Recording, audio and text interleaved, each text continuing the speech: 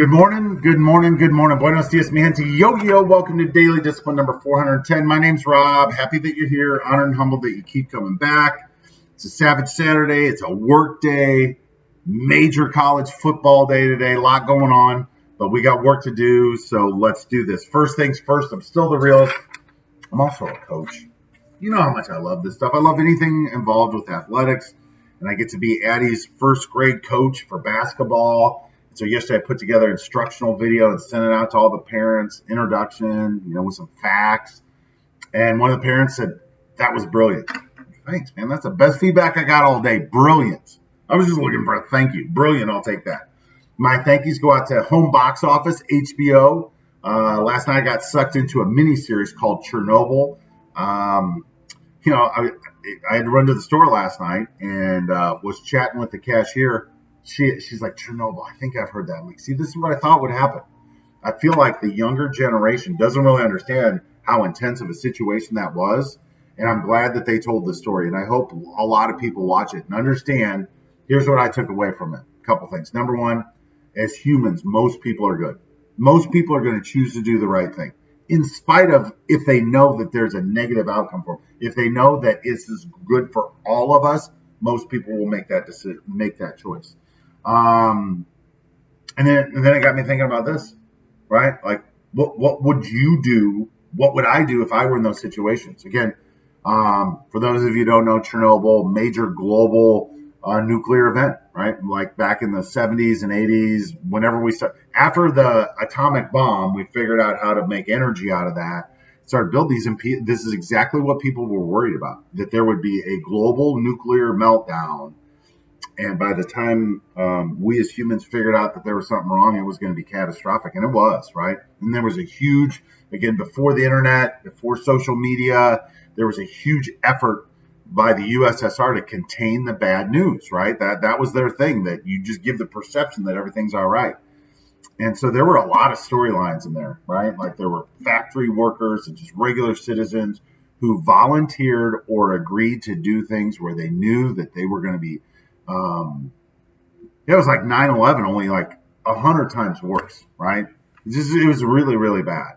And so, it really got me thinking. And then immediately after that, I caught a show where Anderson Cooper was interviewing Malcolm Gladwell, who the book that I keep talking about, Talking with Strangers, and he's talking about it's just fascinating that as humans, we're so susceptible to being duped. And we're duped because we have this belief system that most people are good. Thankfully, most people are good.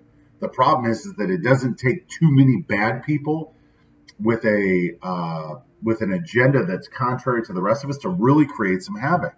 And so, just again, it really got me thinking about what would I do if I were in those situations. Like, for the dudes that had given their entire life to the communist regime and said, "Look, this is the way this is what's best for all of us," and they truly believe that, right? Until they were confronted with some just very difficult situations and decisions. There were plant workers that were asked to go back into the plant and do things, open valves and all this, knowing the downside's not good, right? And they didn't have time to think about it. You had to go now. You went and got these miners who dug a tunnel underneath the power plant, knowing how hot it was, just awful. No promises that they were even going to be taken care of afterwards. And again, understanding that they were doing this on behalf of a regime whose number one thing was privacy, contain the bad news, don't tell anybody the bad news. So that means they turn their back on some people. And so just what would you do, right? What would you do? And, just again, the reminder from Malcolm, look, not everybody's got your best interest at heart, right? And we're wise to know the difference, right? Like that voice inside of us says something's wrong over there. And I'm gonna keep your distance, right? That's a major part of it, is that, people that know how to manipulate other people understand that when they get face to face, their chances of manipulating them are much greater, right? Because from a distance, you can see the bullshit. They get up close, they can win you over. And so just very, very interesting to me. So those are the things that I was thinking about on my Black Friday.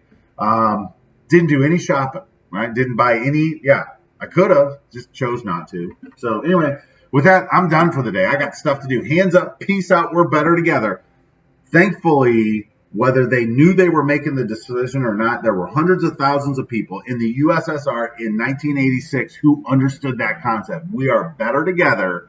We need to make decisions that are based on what's best for all of us, not just a select few. For reals, right? Yeah, reconcile that one in your mind. That those people that they were our enemy actually took steps, put their own lives in danger so all of us could be here today. Whew, that's intense, right? All right. Hey, I got to run. Deuces. We'll see you tomorrow. Sunday fun day. Have a great day.